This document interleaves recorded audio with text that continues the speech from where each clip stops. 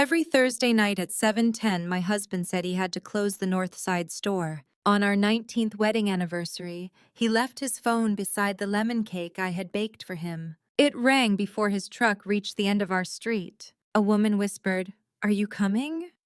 The ultrasound picture is still on the table. Then she added, "Don't make me wait like last Thursday." I knew that voice. It belonged to Vanessa Cole, my best friend of 22 years. Before I could speak, a calendar notification appeared beneath her name. 7:45 p.m., 7423 Briar Lake Road. I wrote the address on the back of a grocery receipt. Then the front door opened. Ethan rushed into the kitchen, breathing hard. Forgot my phone. I stood beside the stove with my back to him. Dinner was still warming in the oven.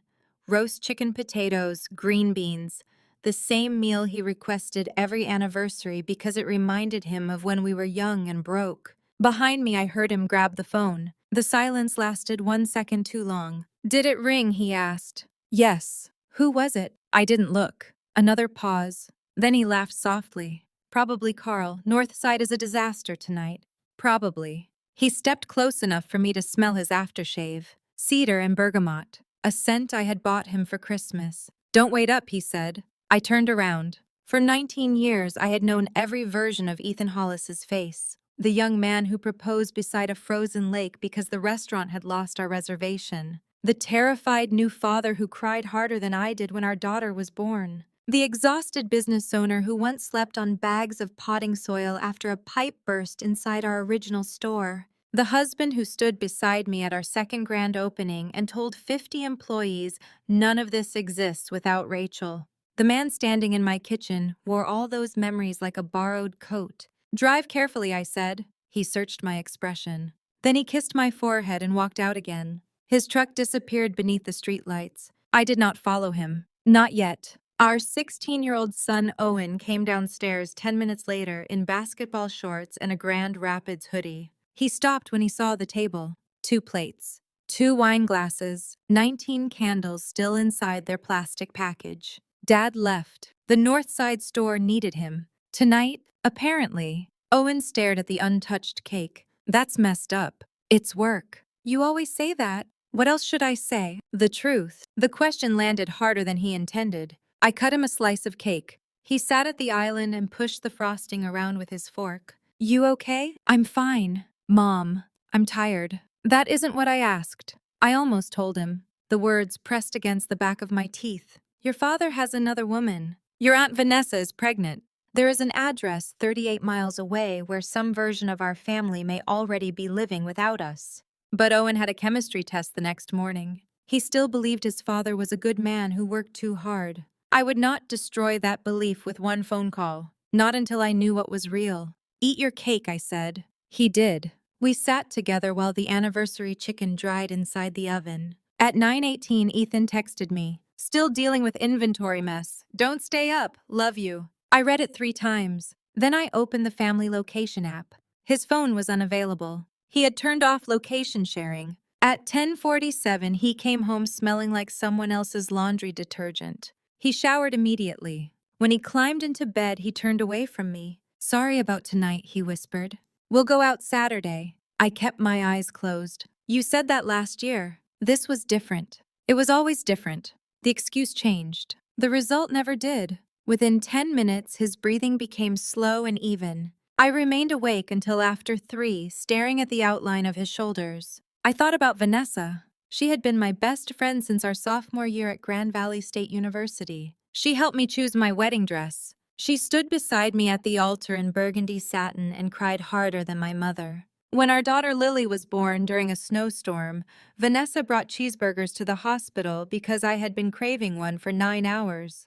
When Owen arrived 6 weeks early, she sat beside me in the neonatal intensive care waiting room while Ethan handled an emergency at the store. She knew every argument in my marriage. She knew which words Ethan used when he wanted me to doubt myself. She knew how lonely Thursday nights had become. More than once she told me I was lucky. "Ethan works like this because he loves his family," she would say. "Most men would have walked away from that business years ago." She said it as if absence and devotion were the same thing. Every Thursday after Ethan left, Vanessa called me. Sometimes we talked for an hour. She listened while I complained about reheated dinners and empty chairs. She told me not to take it personally. She reminded me how much pressure Ethan carried. Then she hung up and waited for him somewhere else. At 5:38 the next morning, I got out of bed. I packed Owen's lunch. I washed the anniversary dishes. I threw away the potatoes no one had eaten. Ordinary life does not pause when your marriage may have ended overnight. The coffee still brews. The school bus still arrives. The dog across the street still barks at the same delivery driver. Only you know the floor is gone. After Ethan left for work, I sat at the kitchen island with our family tablet. I told myself I was checking the weather. Then a notification appeared. 14 photographs had synced from Ethan's phone overnight. I opened the album. The first pictures were ordinary. A pallet of tile, a damaged box, a shelf label. Then I saw a gray cottage beside a frozen lake. White lights wrapped around the porch railing. 2 rocking chairs stood beneath the front window. A wooden sign leaned against the wall. Our place. I swiped. Vanessa stood inside a half-finished kitchen wearing leggings, a cream sweater, and no shoes. One hand rested on the counter. The other covered the gentle curve of her stomach. She was smiling at the person behind the camera. At Ethan. I swiped again. An ultrasound picture lay beside 2 coffee mugs.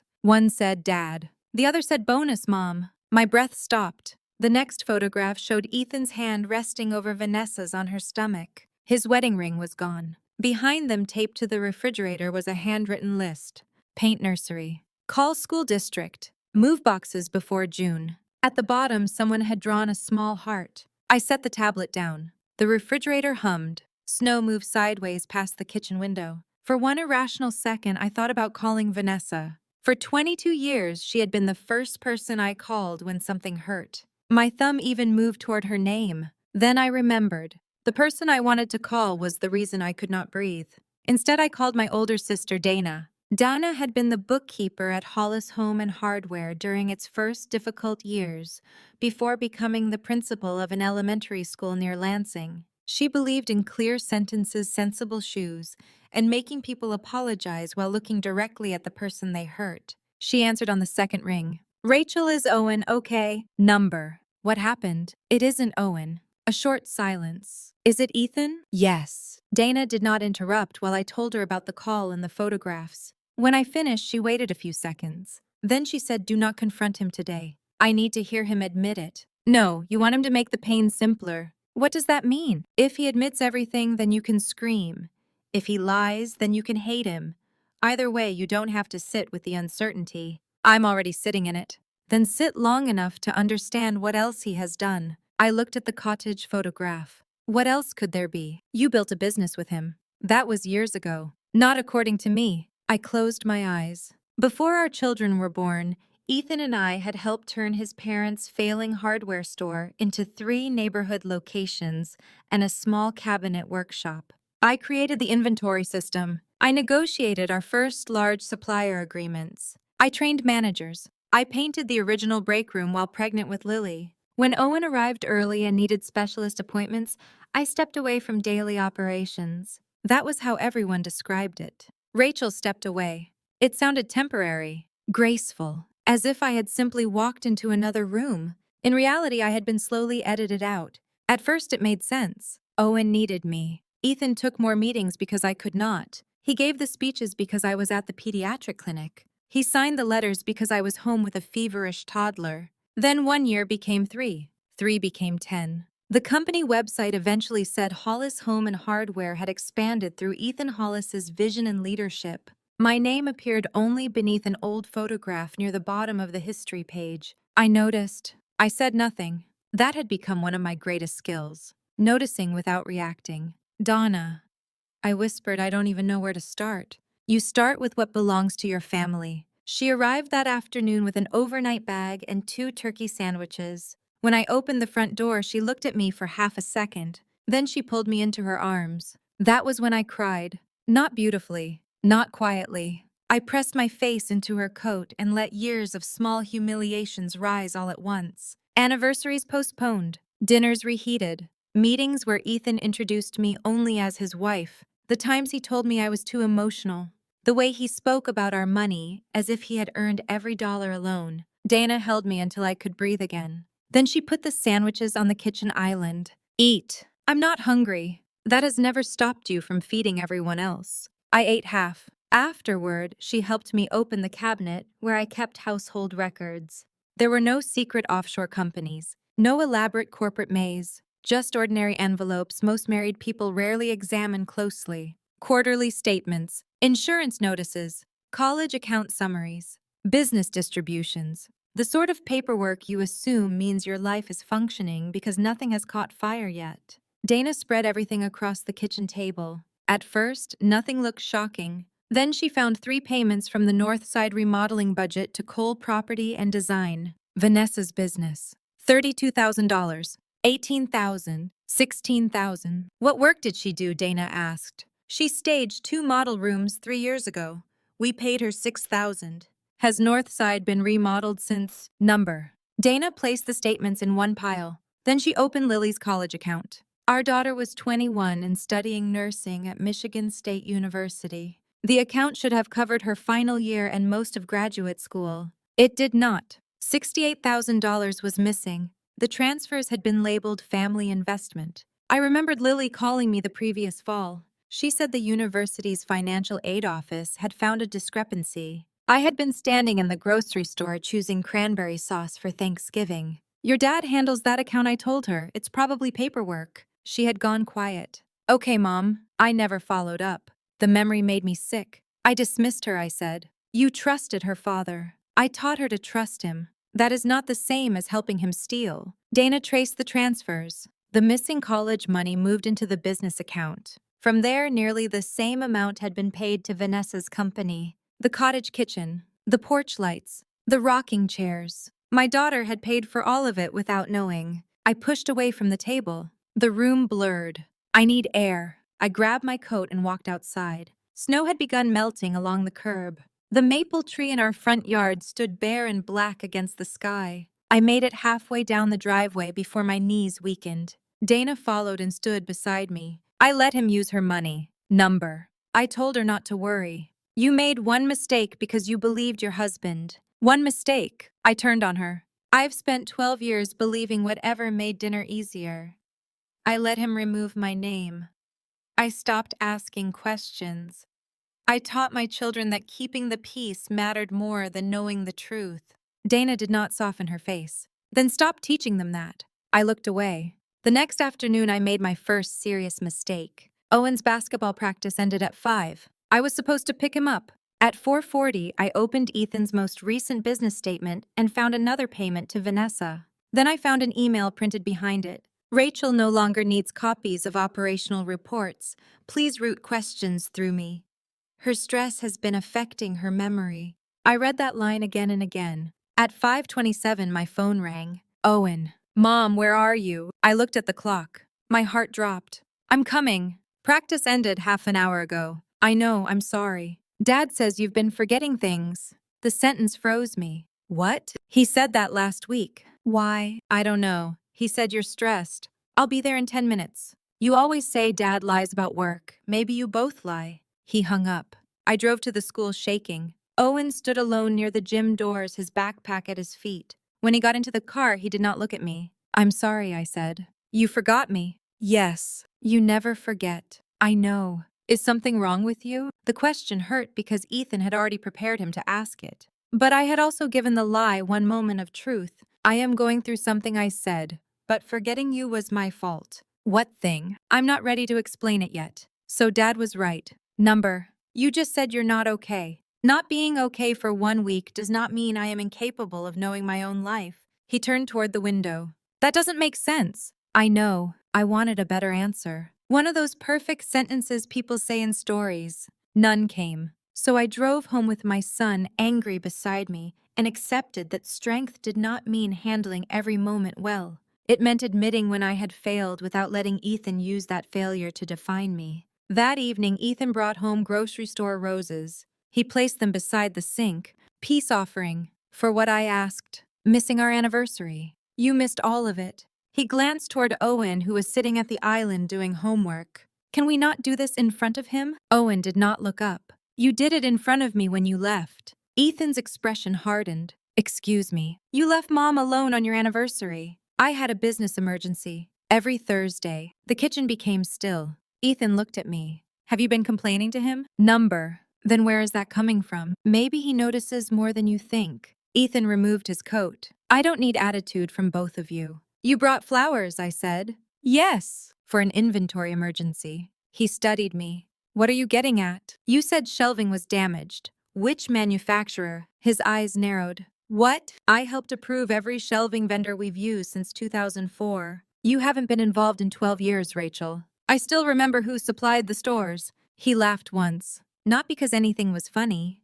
You built a few spreadsheets 20 years ago. I built a company. Owen looked up. The words passed through me like broken glass. Ethan continued. People come to those stores because of the Hollis name. They do not come because you once organized a stockroom. There it was, the truth he had been polishing for years. I had not stepped away from something we built together. In Ethan's mind, I had been useful during construction and irrelevant after completion. I nodded slowly. Thank you. For what? For finally saying it clearly. His confidence shifted. Rachel, I didn't mean. Yes, you did. I put the roses in the trash. Owen watched me. Ethan watched him watching me. That mattered. The following Sunday, we had dinner at his mother's house. June Hollis was 72 and still lived in the same brick ranch where Ethan grew up. She could have moved somewhere larger years earlier. She refused. This house has already survived one Hollis man's ambition, she once told me. It can survive the rest.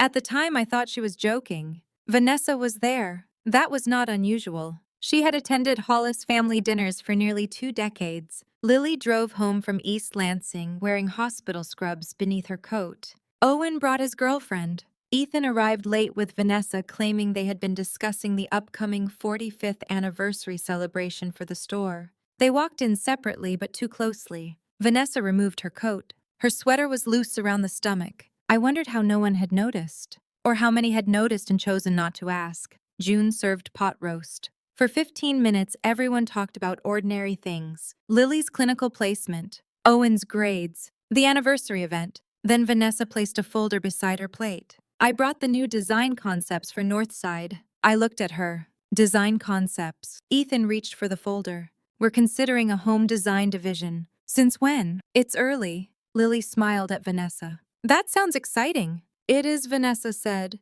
Ethan thinks it could become a major part of the company. What does that mean for the cabinet workshop? I asked. Ethan sighed. Nothing has been decided. The workshop cannot support both custom orders and a retail design launch without more staff. He gave me the same patient smile he used with difficult customers. Rachel, leave the operational decisions to the people actually working there. The table went quiet. Vanessa touched his arm. Oh, Ethan, don't say it like that. Her voice sounded gentle. But she was smiling. Only slightly. Enough. June watched all 3 of us. I set down my fork. I built the cabinet workshop. You helped start it, Ethan said. I wrote the first operating plan. And that was valuable then. Then, again. The locked room where he stored every contribution I had made. Vanessa leaned towards me. You should be proud, Rach. Not everyone gets to step back and still see what they started grow into something bigger. The sentence was dressed like kindness. Underneath it was a blade. Some people step back, I replied. Some people are pushed and then told it was their idea. Ethan's fork struck his plate. Can we have one dinner without you turning everything into an attack? Lily looked at me. Owen stared at his father. Vanessa lowered her eyes as if embarrassed for me. That hurt almost more than seeing her at the cottage. She knew exactly what Ethan was doing. She had watched him erase me and then admired the empty space. June cleared her throat. How often are you working with Vanessa? Ethan answered too quickly. Whenever necessary. Thursday nights. His hand stopped. June cut another piece of meat. Carl says Northside has been quiet on Thursdays. Ethan looked at me. Have you been speaking to Carl? No, I said. Not yet. After dinner, June asked me to stay behind. Ethan heard her. Mom, Rachel's tired. June looked at him. I did not ask you. He smiled tightly. Fine, we'll warm up the car. When the front door closed, June turned to me. What is happening? You tell me. Ethan says you've been overwhelmed. I have been.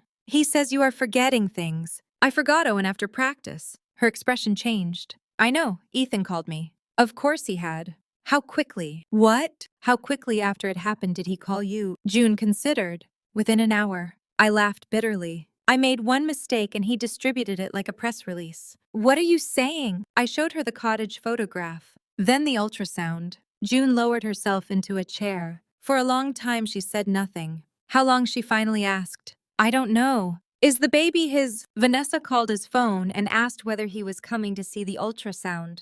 June closed her eyes. When she opened them, her expression held something more complicated than shock. Recognition. I need time, she whispered.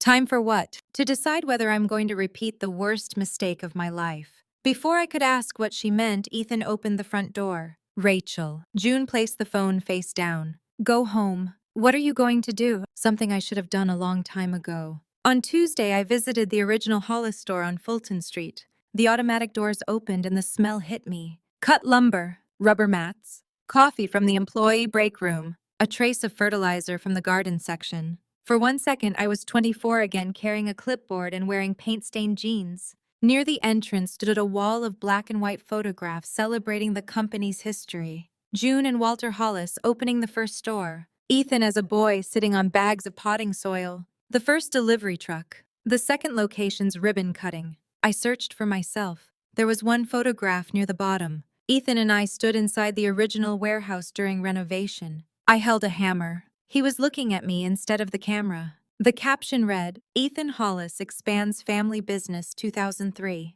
My name was missing. I touched the frame. Mrs. Hollis. Carl Peterson stood behind me. He had managed the original store for almost 30 years. His hair was white now and his left knee had become stiff. Carl, he hugged me. Well, look who remembered where we keep the good coffee. I was nearby. You haven't been nearby in a long time. There was no accusation in his voice, only sadness. I glanced toward the office. Is Ethan here? Downtown meeting. With Vanessa. Carl's smile disappeared. He motioned me into the receiving office and closed the door. How much do you know? Enough to ask. He sat down slowly. Vanessa has been billing us for design work. I questioned it last summer. What did Ethan say? That it was confidential. Did you believe him? Number. Why didn't you call me? Carl looked ashamed. He said you were having memory problems, that you were under a doctor's care and business stress made it worse. I have never been treated for memory problems. His face changed. He made it sound serious. How many people did he tell? Managers, accounting, maybe the workshop supervisors. I sat across from him. For years, employees had stopped calling me. I thought they no longer needed me. I thought I had been away too long. Now I understood. Ethan had not merely removed my name from the wall. He had created a reason for everyone to keep me outside. A concerned husband protecting a fragile wife. It was a perfect lie because it made my erasure look like love. Carl opened a drawer and removed several invoices. I kept copies because your initials were missing. My old initials, RH. For 20 years, every major property expense had required Ethan Jr. me to approve it. These invoices held only Ethan's signature. I'm sorry, Carl said. I did not tell him it was okay. It was not. But his apology was the first honest thing the business had given me in years. That afternoon, Dana and I matched the invoices to Lily's missing college money. There was no complex scheme. Ethan had moved money from our daughter's account into the company, then paid Vanessa's business for fake design work. A simple theft hidden beneath ordinary descriptions. That night Lily called. I answered on the first ring. Mom, did you talk to Dad about my college account? My throat tightened. Why? The aid office emailed again. I'm looking into it. She was quiet. What does that mean? It means you were right to ask. Another pause. Is Dad there? Number. Did he take the money? I looked at Dana. She shook her head slightly. Not to deny it. To remind me not to lie. Yes, I said. Lily stopped breathing for a second. For what? I don't know everything yet. You always say that when you don't want to tell me something. I'm trying not to put my fear on you before I know the whole truth. He told me you'd been confused about money. The room narrowed around me. When? Last summer. What exactly did he say? That I should bring financial questions to him because you sometimes mixed up details when you were stressed. I pressed my hand against the table. Did Vanessa ever talk to you about us? Lily hesitated. She visited me in October. What? She said she had a property showing nearby. She took me to lunch. What did she ask? Whether you and Dad were happy. Whether Owen would stay with Dad if you separated. My fingers went cold. She used that word, she said hypothetically. What did you tell her? That you would never leave us. Lily's voice cracked. She smiled and said sometimes mothers need to choose themselves. I closed my eyes. Vanessa had not accidentally walked into Ethan's life. She had studied my children. She had measured how much resistance they might create. Mom, Lily whispered, "What is happening?" I told her about the affair. Not every detail. Enough! When I said Vanessa was pregnant, Lily made a sound I had never heard from her before. Something between a laugh and a sob. Aunt Vanessa. She is not your aunt. Does Owen know? Number. Are you going to tell him? Yes. When? Soon. That means you're waiting for Dad to control the story again. Her anger was deserved. Lily. No. I called you months ago. You told me it was paperwork. Now you're telling me Dad stole from me and Vanessa is pregnant, but you still need more time. I'm trying to protect your brother. From the truth or from being angry at Dad? The question struck too close. I don't know, I admitted. Lily began crying. So we're all supposed to keep pretending until you decide the perfect way to tell us. Number. That is what this family always does. She hung up. I sat with the phone in my hand. Dana said nothing. I made it worse. Yes. I looked at her. She continued calmly. You tried to control how your children felt because you were afraid their pain would make yours real. That is not fair. No, but it is true. I wanted to argue. Instead, I called Lily back. She did not answer. I sent one message. You were right. I am sorry. Come home tomorrow.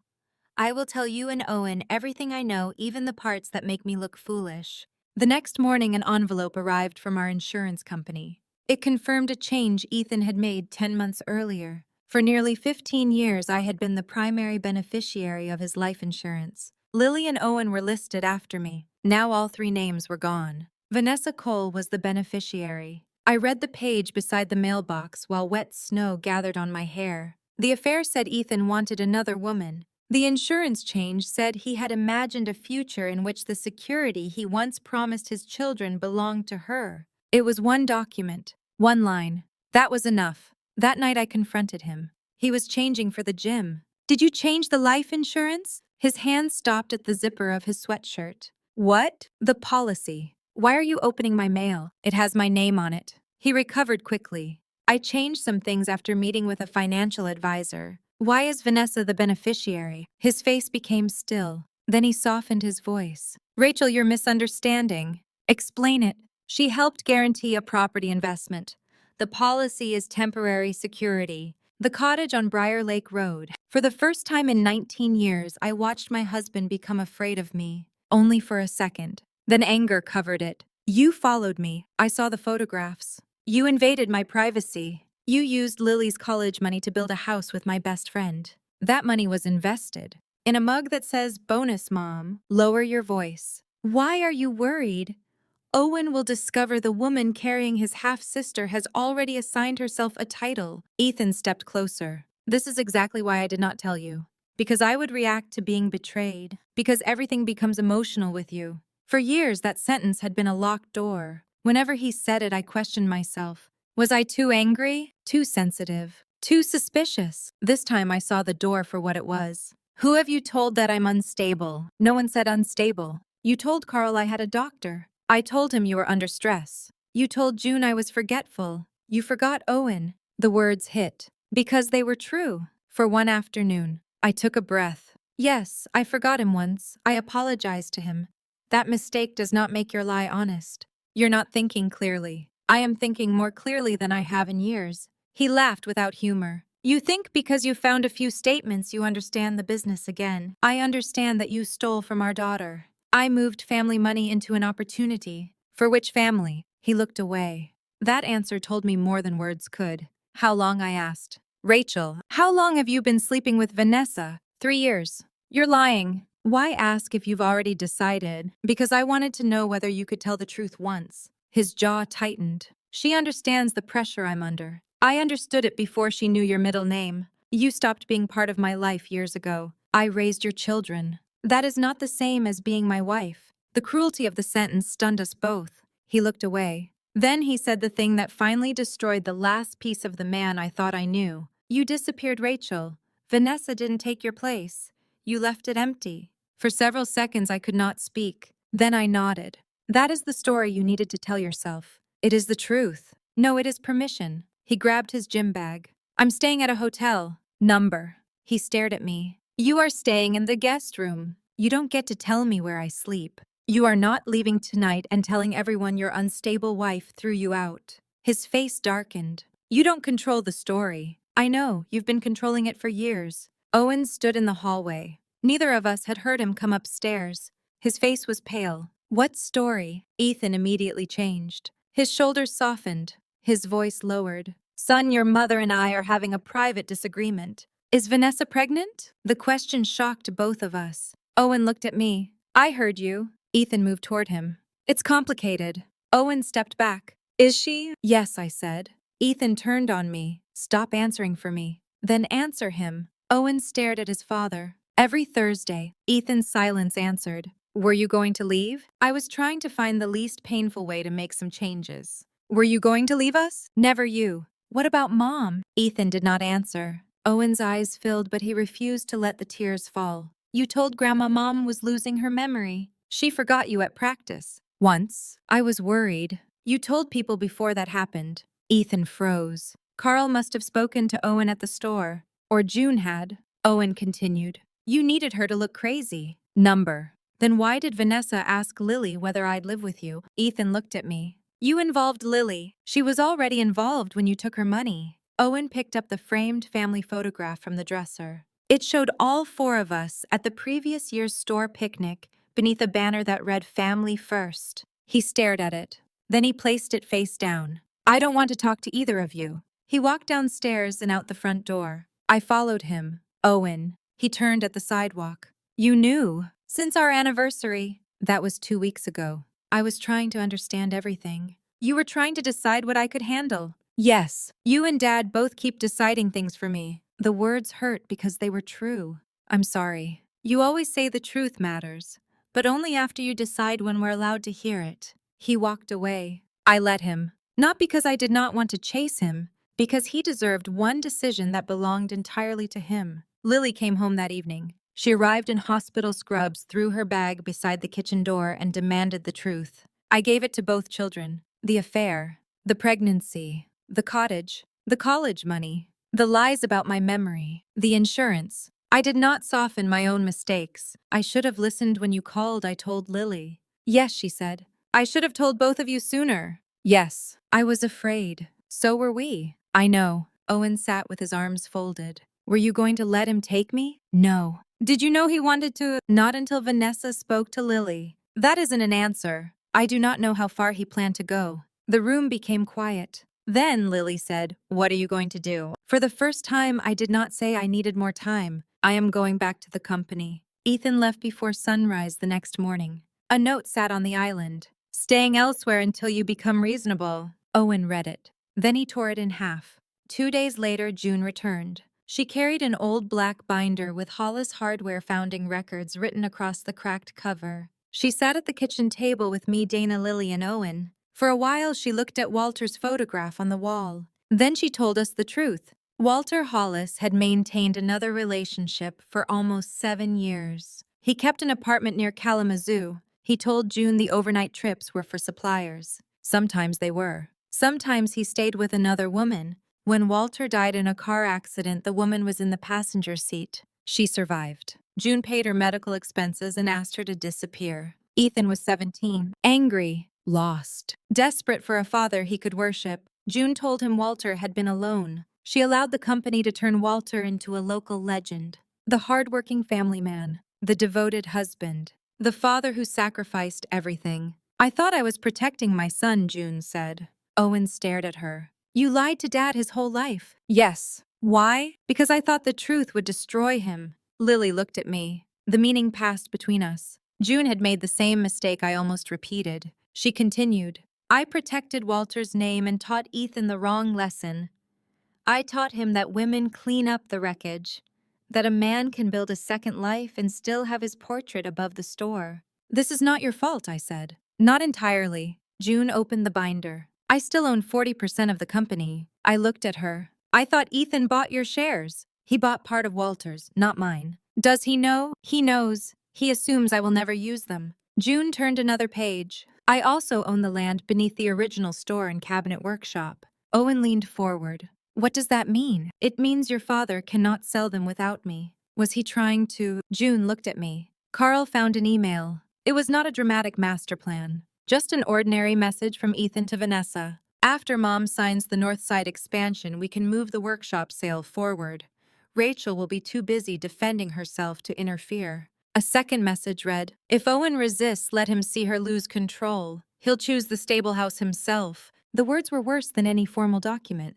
He had discussed our son as if he were inventory that could be redirected. There were more messages. To Carl, please keep Rachel away from anniversary planning. Her confusion has increased and I don't want an incident in front of the community. To Vanessa, once the announcement is public, Rachel will look bitter if she objects. Let her make a scene. It helps us. To an employee at Northside, do not give Rachel account access. Call me if she appears. Ethan was not building a legal case. He was building an audience. He wanted everyone to see me through his description before I ever entered the room. Owen read the message about the stable house twice. Then he walked into the backyard. I followed but kept my distance. He stood beneath the maple tree. He was going to use me against you. Yes. Did he ever love us? Yes. Owen turned angrily. How can you say that? Because people can love someone and still make selfish, terrible choices. That sounds like an excuse. It is not. Then why say it? Because pretending he never loved us would make the past simpler but not more accurate. Owen wiped his face. I don't know what I'm supposed to feel. Neither do I. He looked surprised. You always know what to say. No, I don't. That's not very helpful. I know. He laughed once through his tears. It was the first honest moment we had shared in weeks. The next day, Vanessa messaged me. We need to meet. Ethan is telling people you're having some kind of breakdown. I did not respond. She sent another. He wants the anniversary event to happen before anyone knows about us. Then, my father is willing to help you financially.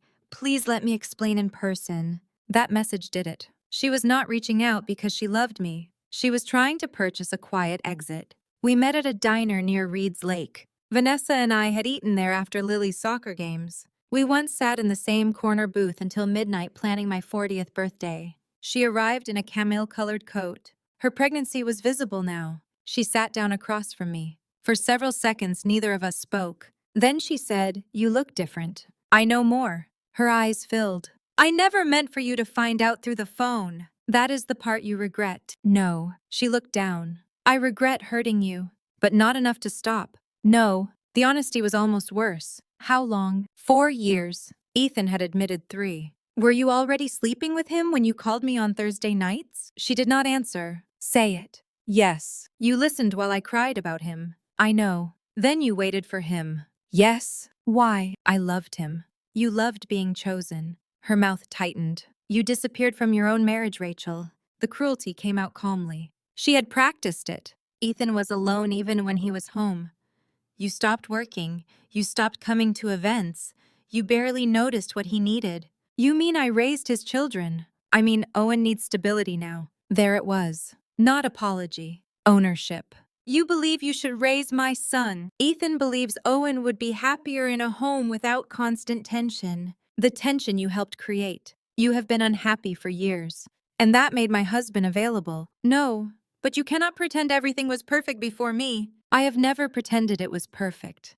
I trusted you enough to tell you exactly how imperfect it was. Vanessa looked away. Then she placed an envelope on the table. My father is willing to give you $250,000. I stared at her. You came here to buy my silence. No, to give you a way to start over. After you take my husband, my business, and my children, I am not taking Lily. How generous. Owen deserves a stable routine. He has one. You forgot him at practice. The words struck with surgical precision. Ethan had told her. Of course he had. One mistake, I said. You're overwhelmed. No, I'm betrayed. You are angry. Yes. You're making decisions from anger. You mean I am no longer making decisions that benefit you? She folded her hands over her stomach. If this becomes public, the stores could collapse. Hundreds of people could lose their jobs. Ethan stole from the business. He moved the money temporarily. He took Lily's college savings. He said it was an investment. He told you the same lies he told me. Her expression changed. Only slightly. I removed several printed messages from my purse. Not a grand plan, just Ethan's own words. Once the announcement is public, Rachel will look bitter if she objects. If Owen resists, let him see her lose control. After Mom signs, we can sell the workshop. Keep the cottage through your company until the transfers are finished. We can decide what to do with it afterward. Vanessa read the last message twice. What does decide what to do with it mean? You tell me. He said the cottage was ours. Is your name on it? It belongs to my company. Does it? Her face lost color. My father reviewed the purchase. Before or after Ethan gave him the documents, she looked down at the messages. He loves me. I believed that too. He left you. No, he planned to replace me while continuing to use my work, my money, and my children. Vanessa's eyes filled. You want me to feel stupid? I want you to stop pretending you were innocent because he lied more professionally to you. She pushed the pages back. This could be fake. It came from his account. You could have written it. If that helps you sleep tonight, believe it. I stood. What happens now? She asked. You stop contacting my children. This baby is their sibling. The baby is innocent. You are not. You're going to destroy everything. No, I'm going to stop helping you hide what you built. As I turned away, Vanessa called my name. He said you stopped being his wife years ago. I faced her. And you chose to believe that because it made betraying me feel romantic. Her face crumpled. For the first time, I saw fear beneath her certainty. But I did not comfort her. Some tears belong to the person who created them. Ethan reacted before we could. The following morning, Hollis Home and Hardware posted a statement on Facebook. Due to an ongoing family health matter, Rachel Hollis has temporarily withdrawn from all anniversary activities. We ask the community to respect her privacy while the Hollis family supports her recovery. My recovery. The post included a photograph of Ethan, June, Lily, Owen, and me from the previous Christmas. He used our children's faces to authenticate the lie. Comments appeared quickly. Praying for Rachel. Mental health is so important. Ethan, you are such a strong husband. Take care of your family. I read until my hands began shaking. Then the company email arrived. Ethan had sent a message to every employee. Rachel may attempt to access internal records during a period of emotional distress. Do not engage. Notify management immediately. Within an hour, 2 employees called Carl asking whether I had become dangerous. That was Ethan's counterattack, not a lawsuit, not a secret contract. A familiar husband speaking first. He understood that in small communities, the first believable story often became the truth. I drove to the original store. The teenage cashier near the entrance looked frightened when she saw me. Mrs. Hollis. I'm here to see Carl. I'm supposed to call Mr. Hollis. Then call him. Her hand trembled as she reached for the phone. I felt something hot rise inside me. Humiliation, anger, the desire to shout that I had trained the first cashier who ever stood behind that counter. Instead, I took one step closer. Actually, don't. She froze. What's your name? Maya. Maya, I am not angry with you. You are following instructions from someone you trust. Her shoulders lowered slightly. Please tell Carl I'm here. She nodded. As I waited, I saw the history wall. Ethan Hollis expands family business. My name missing. My life reduced to an old photograph beneath his accomplishment. For a moment, Ethan's plan worked. I wanted to rip the frame from the wall. I wanted to scream in front of customers. I wanted to give him the scene he had promised everyone. Carl appeared. Rachel. I turned toward him. Take me somewhere private before I prove him right. Inside the receiving office, I finally lost control. I knocked a stack of invoices from the desk. Papers scattered across the floor. I built this place. I know. They are afraid of me. I know. He used one mistake with Owen and turned it into a diagnosis. Carl bent to pick up the papers. I helped him. My hands shook. I almost screamed at that girl. But you didn't. I wanted to. That doesn't make you unstable. What does it make me? Angry. I sat in the chair and covered my face. I don't know how to fight someone who uses every reaction as proof. Carl remained quiet. Then he said, stop trying to look calm for him. I looked up. What? You have spent years making your anger smaller so everyone else could stay comfortable. Tell the truth.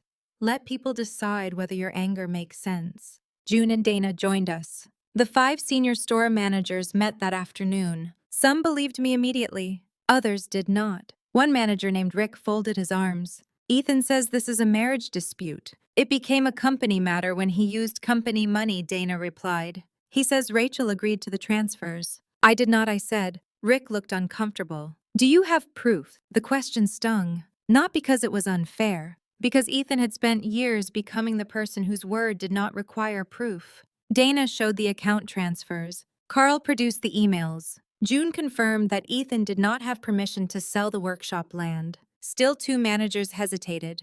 Ethan had hired them, promoted them, attended their children's graduations. Betrayal is easiest to believe when the villain has never been kind to anyone. Ethan had been kind many times. That made the truth harder. The managers voted to suspend his authority over major accounts until after an internal review. It was not a complete victory. He still remained company president. He still controlled Northside.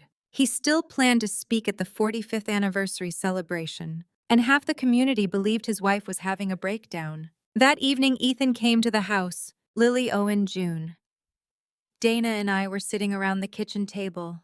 He walked in without knocking. What have you done? June closed the old binder. We reviewed the transfers. You had no authority to call that meeting. I own more of the company than you seem to remember. His face tightened. You are siding with Rachel against your own son. I am siding with the truth. You don't know what my marriage has been like. June stood. I know exactly what your marriage has been like. She told him about Walter, the other woman, the apartment, the accident, the lie June preserved for almost 3 decades. Ethan listened without moving. When she finished, he looked as if someone had struck him. You lied to me. Yes, my whole life. I protected a dead man and taught a living boy the wrong lesson. That has nothing to do with Vanessa. It has everything to do with what you believe women will clean up for you. He turned toward me. You did this. No, I said. I answered your phone. He looked at the children. Lily, I intended to replace the college money. With what? The North Side expansion. There is no expansion, June said.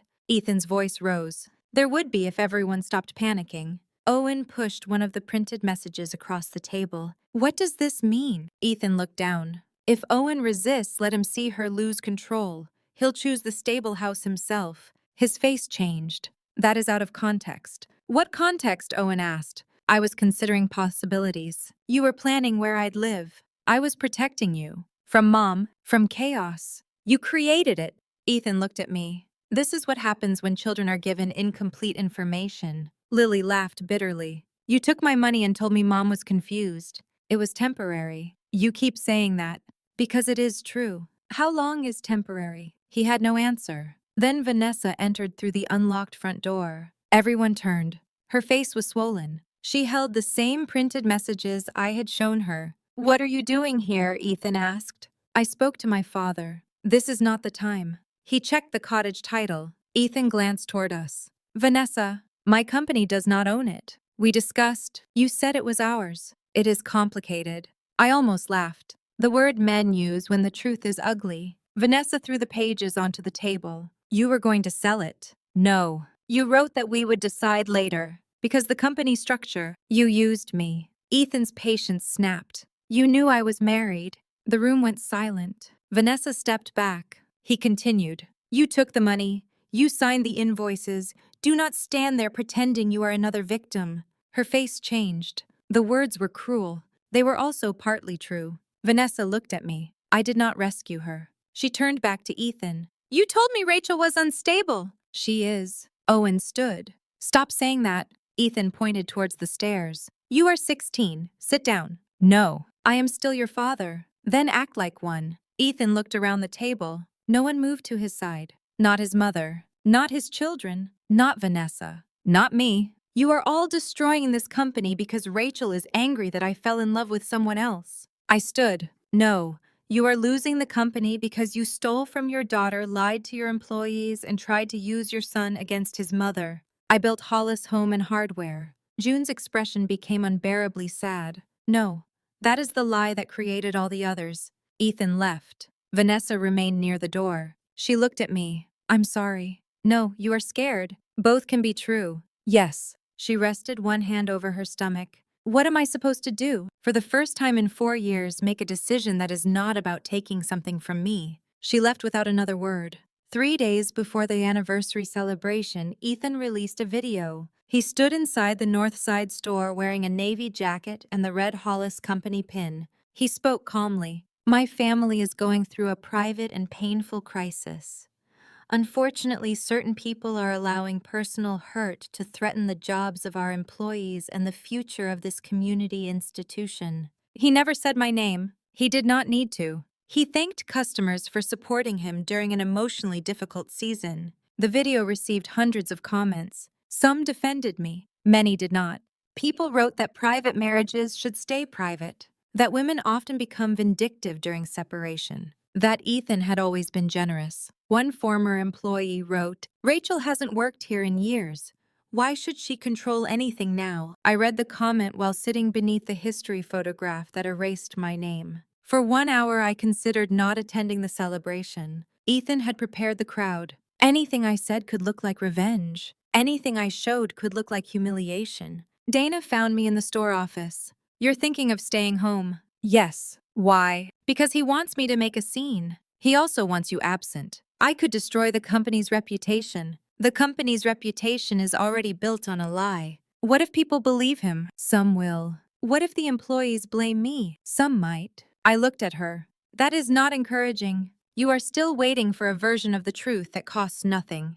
I lowered my eyes. "There isn't one." "No." "Then what do I do?" "Decide what you are willing to lose to stop losing yourself." The celebration took place on a warm Saturday in June. The parking lot behind the original store filled with folding tables, food trucks, and children carrying red balloons. Former employees returned with their families. Vendors displayed old photographs. A local radio station set up beside the garden center. A large stage stood near the loading dock. Behind it hung a banner, "Hollis Home and Hardware, 45 years of family service and trust." Ethan arrived at 11 wearing a navy suit. He looked rested, controlled. He moved through the crowd shaking hands. To anyone who did not know the truth, he appeared exactly as he always had.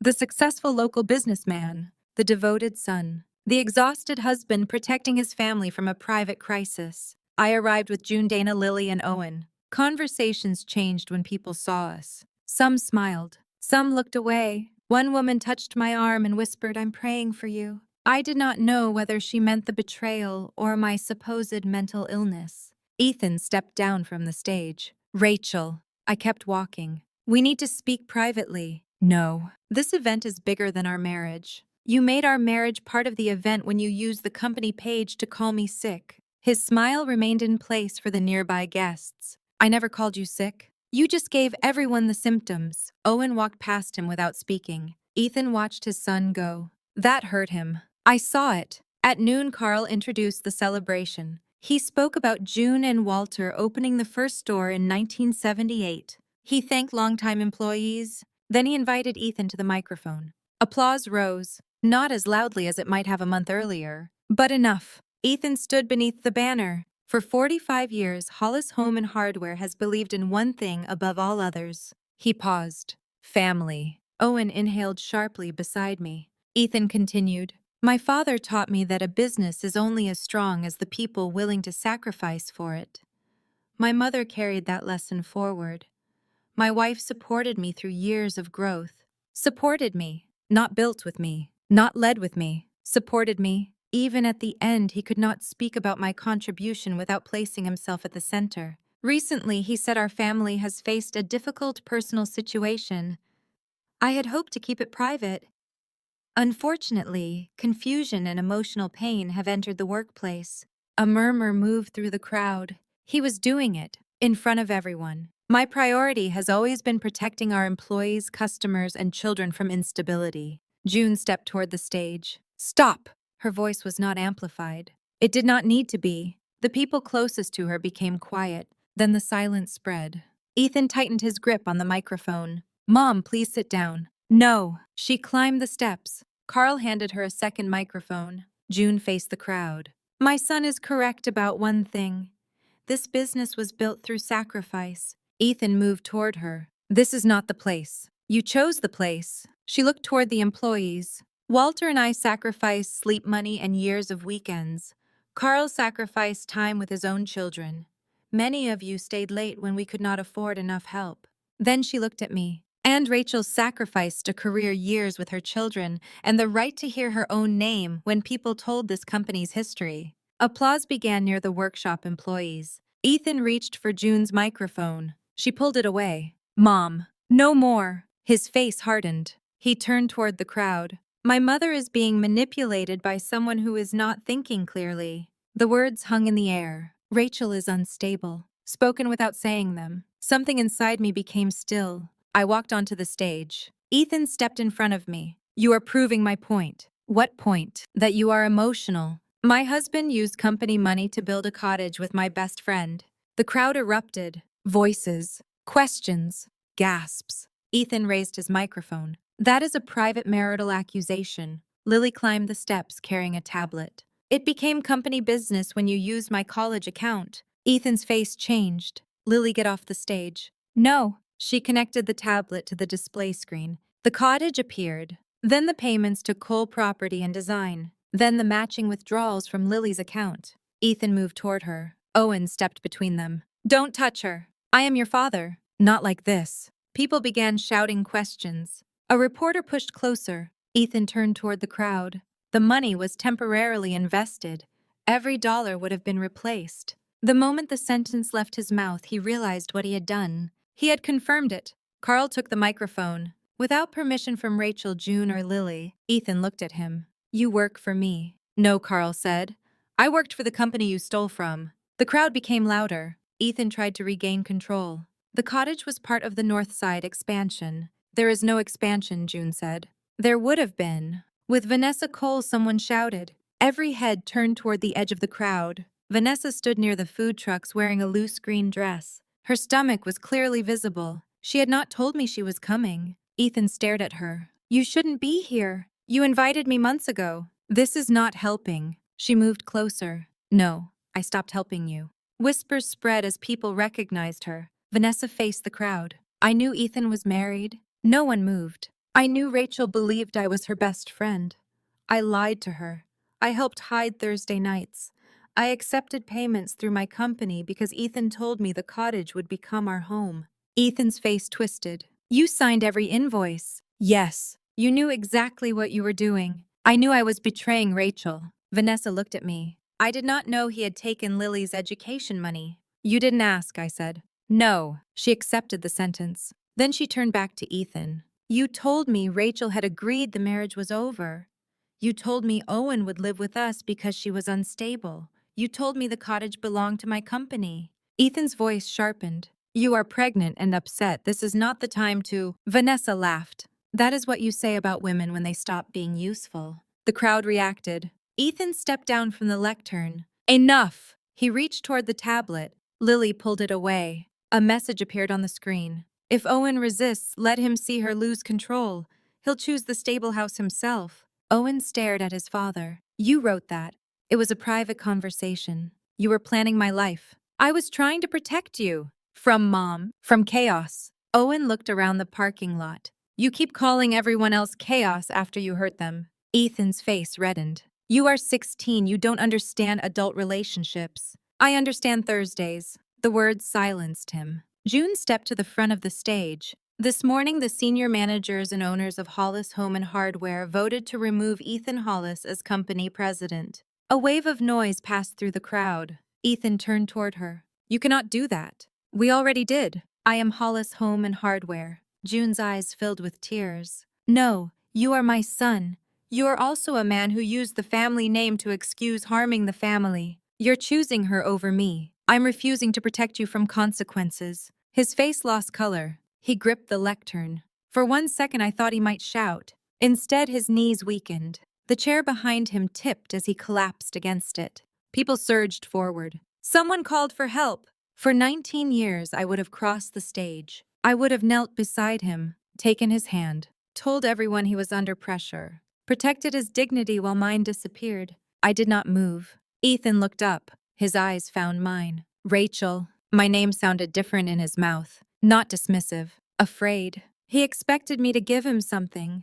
A private exit. An explanation. A softer version of what he had done. I stepped closer. You spent years making people believe I was unstable because I noticed your lies. His lips parted. You used my love for our children as a weakness. You took my work, my name, and my daughter's future. I made mistakes. No, I looked directly at him. You made plans. The difference silenced him. Carl and two longtime employees stood beside the stage. No one dragged Ethan away. They simply waited. He rose slowly. His hand moved to the red Hollis Company pin on his lapel. For years, that pin had been part of his identity. He removed it, placed it on the lectern, then walked through the crowd. No one applauded. No one shouted. The silence was worse. Employees he had known for decades watched him pass. Vendors, neighbors, families who had believed his speeches. At the edge of the parking lot, Ethan stopped beside Vanessa. She did not go with him. He continued alone. His truck started. He drove away beneath the banner that still read Family Service and Trust. For a long moment, no one knew what to do. Then June picked up the microphone. The burgers are getting cold. A few people laughed nervously. Parents called children back to the tables. The radio started playing again. Life continued. But it did not return to normal. Normal had been the problem. The weeks afterward were not simple. The cottage was sold. The proceeds restored Lily's college fund and repaid the company. Vanessa left Michigan before the baby was born. She sent me one letter. I read it months later. She wrote that she had spent years believing Ethan choosing her proved she was more lovable than I was. Only after he turned on her did she understand that a man who needs one woman's humiliation to make another feel special does not know how to love either of them. She did not ask for forgiveness. I did not answer. Forgiveness is not the same as restored access. Some relationships end because hatred remains. Others end because self-respect finally arrives. Ethan rented a small apartment outside Grand Rapids. For 2 months, Owen refused to see him. Lily blocked his number. I did not force them to forgive him. I also did not ask them to carry my anger. When Owen eventually met Ethan for lunch, he returned home quiet. "How was it?" I asked. He cried. "What did you do?" I let him. Owen opened the refrigerator. "He said he's still my dad." "He is. That doesn't mean everything is normal." "No. He asked me to tell you he's sorry." "What did you say?" "That he has your number." Owen took out the milk. Then he looked at me. "Was that mean?" "No. What's the difference between being mean and setting a boundary?" Meanness tries to create pain. A boundary refuses to keep absorbing it. He considered that. "I think I'm getting better at boundaries." "So am I." Hollis Home and Hardware remained open. Carl became general manager. Dana helped rebuild the accounting process. I returned as operations chair. I did not want to become the next person standing alone beneath the company logo pretending success had one face. We redesigned the history wall. I refused to remove Ethan. Erasing him would have repeated his mistake. The new caption beneath our expansion photograph read, "Rachel and Ethan Hollis opened the second location in 2003 with support from June Hollis, Carl Peterson, and the Fulton Street team." The wall no longer told the story of one great man. It told the truth about many ordinary people. 1 year after the phone call, I baked another lemon cake. Not because I wanted to celebrate the marriage, because I wanted that date back. Lily came home from nursing school. Owen invited his girlfriend. Dana drove from Lansing.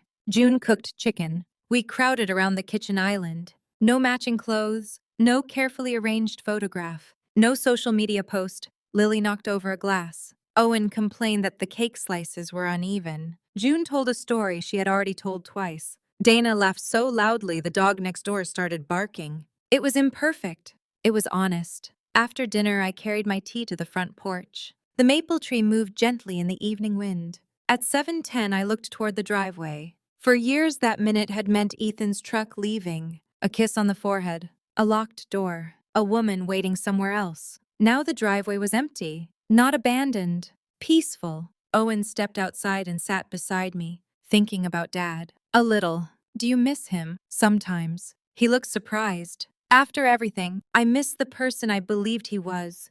Missing something does not mean you should return to it." He leaned back in the chair. "Do you hate Vanessa?" "No." "You don't." "I do not trust her. I do not want her in my life. But hatred would require attention I no longer want to give." Owen nodded. Inside, Lily called us back for cake. I remained on the porch for another moment. The house behind me was no longer a museum of a perfect family. There were scuff marks near the stairs, flour on the kitchen floor, June's sweater draped over a chair, Lily's nursing book stacked beside the sofa, Owen's shoes blocking the hallway, evidence of people living without performing. For years, I believed dignity meant remaining calm while other people disrespected me. I was wrong. Dignity is not silent endurance. It is recognizing the moment peace has become permission. It is refusing to let someone rewrite your contribution because acknowledging it makes them feel smaller. It is telling your children the truth, even when the truth does not make you look perfect. Family is not a title someone earns once and keeps forever. Family is behavior. Legacy is not a last name painted above a store. Legacy is what remains in people after your power is gone. Ethan wanted to leave behind a story about a man who built everything alone. Instead, his choices became a warning about what happens when love is confused with entitlement and silence is mistaken for weakness. The most important thing I recovered was not the company, not the house, not the money. It was my name, Rachel Hart Hollis, the woman who built, the mother who made mistakes and admitted them, the wife who finally stopped accepting a forehead kiss as proof of love. The person who answered a phone and for the first time in years listened to what the truth was trying to tell her. So let me ask you this. If someone you loved had slowly erased your name from the life you helped create, would you confront them the moment you discovered the betrayal? Or would you stay quiet until the truth became impossible for the whole family to deny?